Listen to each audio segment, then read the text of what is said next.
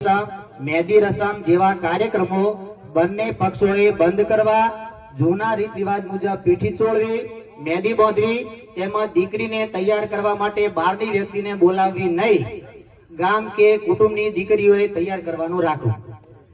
લગ્ન પ્રસંગે બંને પક્ષોએ લાઈવ પ્રોગ્રામ કરવા નહીં, કોઈ પણ પ્રકારની એન્ટ્રી કરવી નહીં, એન્ટ્રી વગર સાદાઈથી સત્કાર સમારંભ કરવો, એના વિડીયો કે રીલ્સો બનાવવા નહીં. લગ્ન મુહૂર્ત દિવસનું રાખવું, જાન સવારે તેડાવી. જો કે આ તો સમાજમાં ચાલુ છે. લગ્ન પ્રસંગે અન્ય કે સુપ્રસંગે દીકરા દીકરીઓએ સમાજને શોભે એવા કપડા પહેરવા, તેમજ વરરાજાએ પણ શોભે એવો પહેરવેશ પહેરવો અને વરરાજાને ભાડાના પેન્ટ શૂટ કે શેરવાની લાવવા નહીં. એ જે નવેસરથી સીવડાવીને તૈયાર જ પહેરવાના રહેશે. જે આપણે ભાડાના લાવીએ છીએ એ સદંતર બંધ.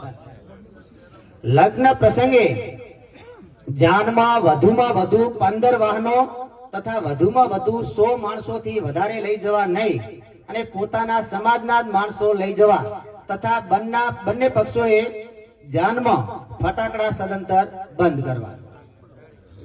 લગ્ન પ્રસંગે જમણવારમાં 2 મીઠાઈ, 1 ફરસાણ, દાળ ભાત, પૂરી અથવા રોટલી, છાશ અને અથવા ઉનાળો હતો કેરી રસ, પાપડ જેટલી આઈટમો રાખી શકાશે. અલગથી બીજી કોઈ ચાઇનીઝ, પાણીપુરી જેવી આઈટમો રાખવી નહીં અને રસોઈ સમાજના રસોઈયા પાસે જ બનાવી અને સ્ટાફ પણ બને ત્યાં સુધી સમાજનો જ રાખવો. લગ્ન પ્રસંગે પડલામાં વર પક્ષે કન્યા પક્ષને વધુમાં વધુ 2 તોલાથી વધારે સોનાના દાગીના મૂકવા નહીં. ખાસ મુદ્દો, પડલામાં જે દાગીના મૂકવામાં આવે છે એ 2 તોલાથી આગળ વધવા જોઈએ નહીં. સગાઈ કર્યા બાદ કન્યા પક્ષને લગ્ન પહેલો અને સગાઈ કર્યા બાદ કન્યા પક્ષને મેં વધુમાં વધુ 1 તોલાથી વધારે સોનાના દાગીના મૂકવા નહીં, ચાંદીના કડલા પણ મૂકવા નહીં, તેની જગ્યાએ ચાંદીની પાયલ અથવા જોજર મોકલવી. એટલે ટૂંકમાં કાચો શેક પણ હોય ત્યાં સુધી દાગીના આપણે 1 તોલાથી વધારે મોકલવા નહીં. દીકરીના લગ્ન પ્રસંગમાં પૂરકમાં 1 જ પિત્તળનું બેડું આપવું. અન્ય કરિયાવર તરીકે દાખલા તરીકે સોફા સેટ, ટીવી, તિજોરી, ફ્રીજ તેમજ અન્ય ઇલેક્ટ્રિક ઉપકરણો કે રસોડા સેટ આપવો નહીં. આ બધી સામગ્રી દીકરીને અગેણી વખતે આપી શકાશે.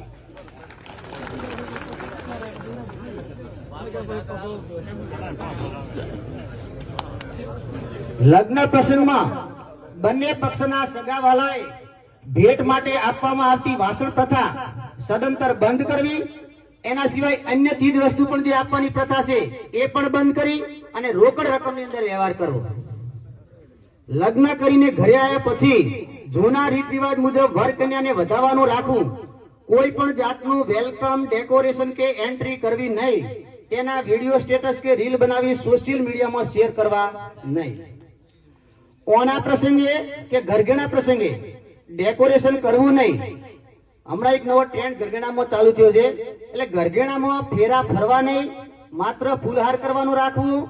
ઘરઘેણા વખતે જોન જોડી જવું નહીં. તેમજ દીકરો કુંવારો હોય તો પણ તેડવા માટે 15 વ્યક્તિઓથી વધુ માણસો હોય ઘરઘેણું તેડવા જવું નહીં. ઘરઘેણામાં લગનિયા મૂકવા નહીં. તેમજ ઘરઘેણામાં ઓઢામણીની પણ આપલે કરવી નહીં. હવે મામેરામાં વર પક્ષ, કન્યા પક્ષ જે ઢાલ દરમિયાન આપવામાં આવે છે તમામ ઓઢામણીઓ રોકડ રકમમાં કરવી. લગ્ન તથા અન્ય શુભ પ્રસંગના જે કહુંબા હોય, કસુંબા, એમાં બંને પક્ષોએ બિસ્ટોલ, ગુટકા, મસાલા કે કાચી સાકર સદંતર વાપરવી નહીં, ખરીદી કરવી નહીં. જાનમાં બિસ્ટોલ, ગુટકા કે મસાલા સાથે લઈ જવા નહીં. ચાખોટ પણ સાથે લઈ જવા નહીં. ચાખોટની વ્યવસ્થા મોડવા પક્ષે કરી આપવી અને કન્યા પક્ષ દ્વારા આપવામાં આવતા કસુંબામાં વર પક્ષ તરફથી ગોળિયા ટીકડા વેચવા નહીં, ઉતારે વેચી શકાશે. લગ્ન પ્રસંગે બંને પક્ષોએ મોટા અવાજે વગાડવામાં આવતા ડીજે સદંતર બંધ કરવામાં આવે છે. આની જગ્યાએ ઘર આંગણે ઢોલ તથા શરણાઈ વગાડી શકાશે, પરંતુ બહારના કોઈ પણ કલાકાર બોલાવવા નહીં. ઉત્તરાયણનું આણું, ઘરઘેણું તેમજ સગાઈ પ્રસંગ હોય તે દરમિયાન ચીજ વસ્તુઓનું પ્રદર્શન કરવામાં જે આવે છે ને એનું ડેકોરેશન કરવામાં આવે છે તે સદંતર બંધ કરવું. તેના વિડીયો, સ્ટેટસ કે રીલ બનાવી સોશિયલ મીડિયામાં શેર કરવા નહીં. સગાઈ કર્યા બાદ મોકલવામાં આવતા હાયડા સદંતર બંધ કરવામાં આવે છે. તેની જગ્યાએ વર્ષમાં માત્ર એકવાર 1100 રૂપિયા રોકડમાં આપવા. લગ્ન પ્રસંગ પૂરો થયા પછી વેવાણને મળવા આવવા જવાની પ્રથા બંને પક્ષ તરફથી સદંતર બંધ કરવામાં આવે છે. ઉંમર લાયક કન્યાને લગ્ન પછી પિયરમાં વધુ સમય રોકી રાખવી નહીં. ઉત્તરાયણના ઓણામાં વધુમાં વધુ 5 જોડીથી વધારે કપડાં આપવા નહીં. ટંકની જગ્યાએ સુટકેસ મૂકી શકાશે. ઉત્તરાયણના ઓણામાં દીકરીના કુટુંબ તરફથી ઓઢવણી તરીકે મોકલવામાં આવતી ઓઢણીઓ સદંતર બંધ કરવી. લગ્ન પ્રસંગ પૂરો થયા પછી વર પક્ષ અને કન્યા પક્ષ બંને પક્ષોએ ઓછામાં ઓછી 1100 રૂપિયાની પાવતી નજીકની શૈક્ષણિક સંસ્થામાં ફરજિયાત લેવી. જાનમાં કપડાં ચેન્જિંગ કરવાનું રાખવું નહીં. બને ત્યાં સુધી જાનમાં મહિલાઓ મર્યાદિત સંખ્યામાં લઈ જવી. કુંવારી દીકરીઓને મોબાઈલ આપવો નહીં. દીકરા અને દીકરીને ઓછામાં ઓછું ધોરણ 12 સુધીનું શિક્ષણ ફરજિયાત આપવું. 12 સુધી દીકરીને પણ ભણાવી. વર પક્ષ તરફથી જાનના ઉતારે અપાતી રકમમાં એક સૂત્રતા જળવાય તે હેતુથી 1500 રૂપિયા ફિક્સ રકમ આપી. 1500 થી વધારે પણ નહીં અને ઓછા પણ નહીં. ઉતારે જે આપવામાં આવતી રકમ છે એમાં એક સૂત્રતા જળવાય હેતુથી. જાનમાં વરઘડિયા પરણીને ઉતારે આવે ત્યારે ખોળામાં મૂકવામાં આવતી રકમ 1100 રૂપિયાથી વધુ મૂકી શકાશે નહીં. આ હમણાં નવો વ્યવહાર વધ્યો તો, અમુક સંખ્યાઓ વધારે હતી એટલે. સગાઈ પ્રસંગે કન્યાને પાઠ પર બેસાડીને કરવામાં આવતું ડેકોરેશન બંધ કરવું તથા તેની રીલ સોશિયલ મીડિયામાં શેર કરવી નહીં. સગાઈ પ્રસંગે ટોપરો બાંધવા માત્ર પુરુષોએ જવું, મહિલાઓને સાથે તેડી જવી નહીં. કોઈ પણ શુભ પ્રસંગે વેવાણ મળવા આવે ત્યારે ઉઠામણું આપવાનું સદંતર બંધ કરવું. 11 વર્ષની ઉંમરે બાળકોને યજ્ઞોપવિત જનોઈ ફરજિયાત ધારણ કરાવી. એ દરેક મા બાપની ફરજ છે. જન્મદિવસની ઉજવણીમાં કેક કાપી ડેકોરેશન કરવાની જગ્યાએ નજીકની શૈક્ષણિક સંસ્થા અથવા ગૌશાળામાં યથાશક્તિ રકમની પાવતી લેવી. શ્રીમંત પ્રસંગે બેબી શાવર અથવા તો કોઈ પણ પ્રકારનું એને અનુલક્ષીને ડેકોરેશન કરવું નહીં. બાળકના જન્મ પછી સ્વાગતના નામે કરવામાં આવતી તમામ એન્ટ્રીઓ સદંતર બંધ કરવી. તેના વિડીયો, સ્ટેટસ કે રીલ બનાવી સોશિયલ મીડિયામાં શેર કરવા નહીં. સાદાઈથી ગૃહ પ્રવેશ કરાવો. અને નવજાત શિશુ માટે સગાવાળા દ્વારા આપવામાં આવતા સોના ચાંદીના દાગીના બંધ કરી રોકડ રકમનો વ્યવહાર કરવો. તેમજ છઠ્ઠી પણ પરંપરાગત જૂના રીત રિવાજ મુજબ રાખવી. તેનું ડેકોરેશન કે રીલ બનાવવી નહીં. ફોટોગ્રાફી માટે કેમેરામેન સમાજ સિવાય બહારની કોઈ પણ વ્યક્તિને ઓર્ડર આપવો નહીં. સમાજના કોઈ પણ યુવાનોએ નશાકારક કેફી પદાર્થનું સેવન કરવું નહીં. તેમજ કોઈ પણ પ્રકારની અસામાજિક પ્રવૃત્તિમાં ભાગ લેવો નહીં. હવે આવે છે મામેરા પ્રસંગ. મામેરો વહેલી સવારે તેડાવવું અને વહેલી સવારે જવું. મામેરામાં સોના ચાંદીના દાગીના અને રોકડ રકમ તમામ મળી વધુમાં વધુ 7,51,000 રૂપિયાથી વધારે મામેરો કરવો નહીં.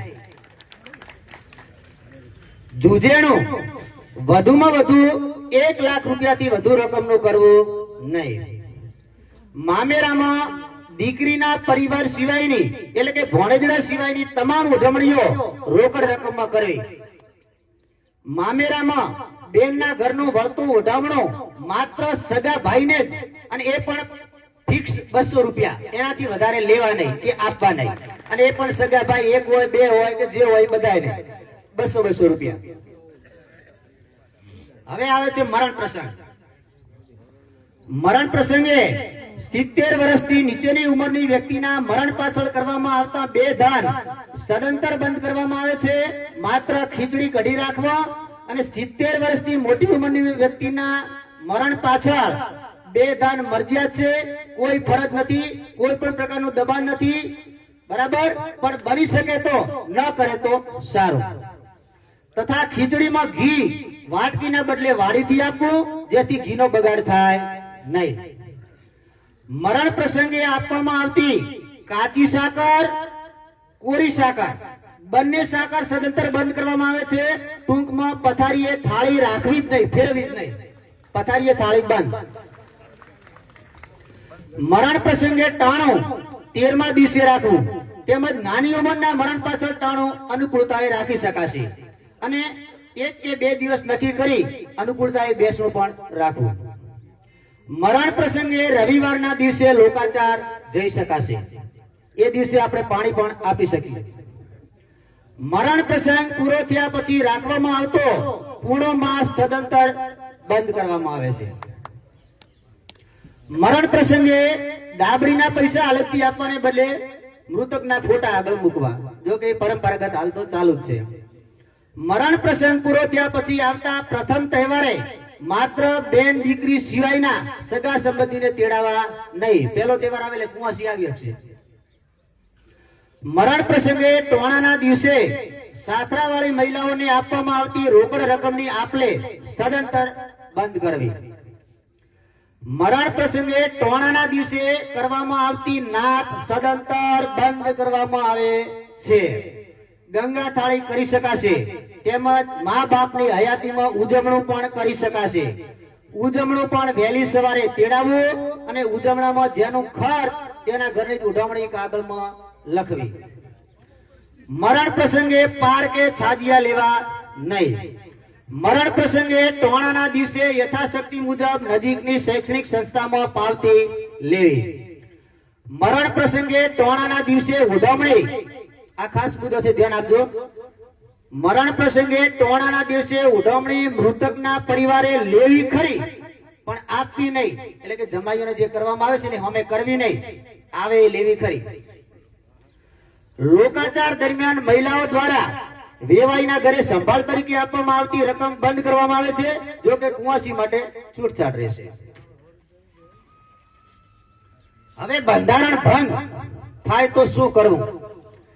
બંધારણ ભંગના કિસ્સામાં દરેક ગામમાં વડીલો અને યુવાનોએ ભેગા મળે આજથી 7 દિવસમાં બંધારણ સમિતિની રચના કરવી, અને સમિતિમાં દરેક વોર્ડ દીઠ એક સભ્યો લેવા, અને નજીકની શૈક્ષણિક સંસ્થામાં કમિટીની યાદી આપવી. 2.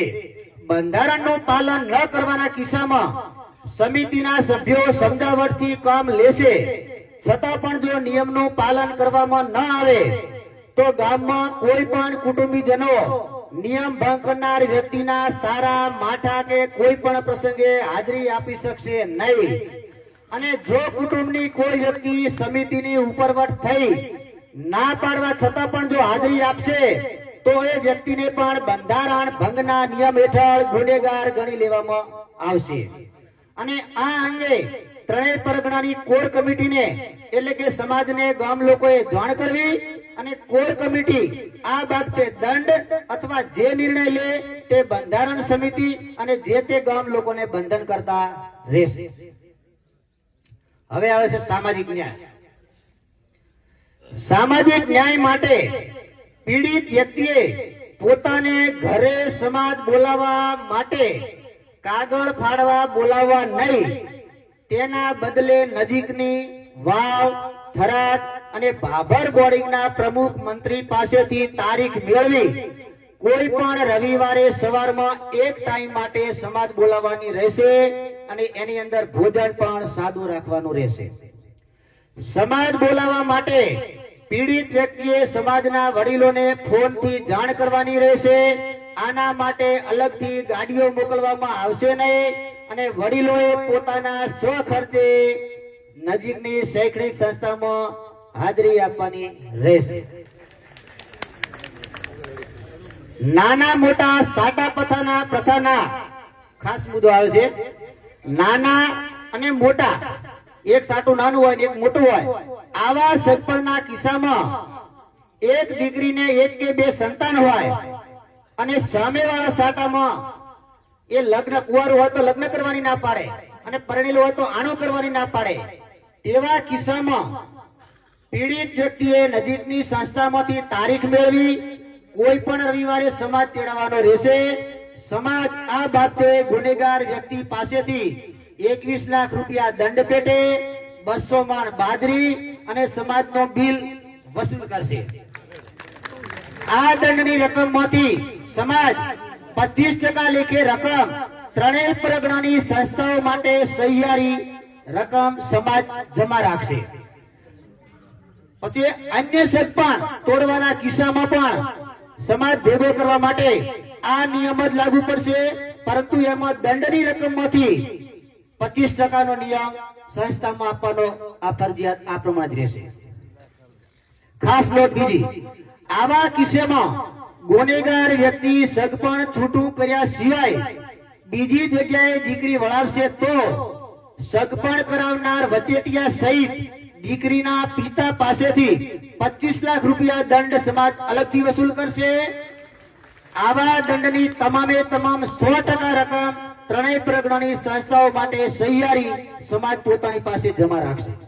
આમાંથી 100% લેવાના. અમલીકરણ.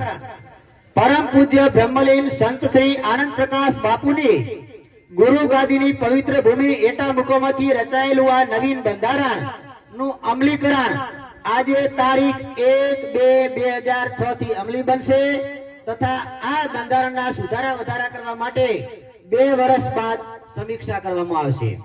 પરંતુ ફેબ્રુઆરી 2026 ના માસ માટે આવતા લગ્નની પત્રિકા અને ભોજન સમારંભના ઓર્ડર અપાઈ ગયા હોય તેવા સંજોગોમાં આ 2 નિયમ પૂરતી છૂટછાટ રહેશે અને બાકીના નિયમો આ ફેબ્રુઆરીના લગ્ન વાળાને પણ લાગુ રહેશે. ઉપરોક્ત સમાજ બંધારણના તમામ નિયમો સાથેની પુસ્તિકામાં પરમ પૂજ્ય આનંદ પ્રકાશ બાપુનું જીવન દર્શન, ત્રિકાળ સંધ્યા આવરી લઈ ત્રણેય પ્રજ્ઞાની દરેક ગામની સંસ્થાને આધારે સંખ્યાના આધારે 52, 32 ને 42 એમાં જે સંખ્યા હશે એ પ્રમાણે પુસ્તિકાઓ વિતરણ કરવામાં આવશે. અસ્તુ. બોલો શ્રી આનંદ પ્રકાશ મહારાજની જય. આજે આપણે બધા શપથ લઈ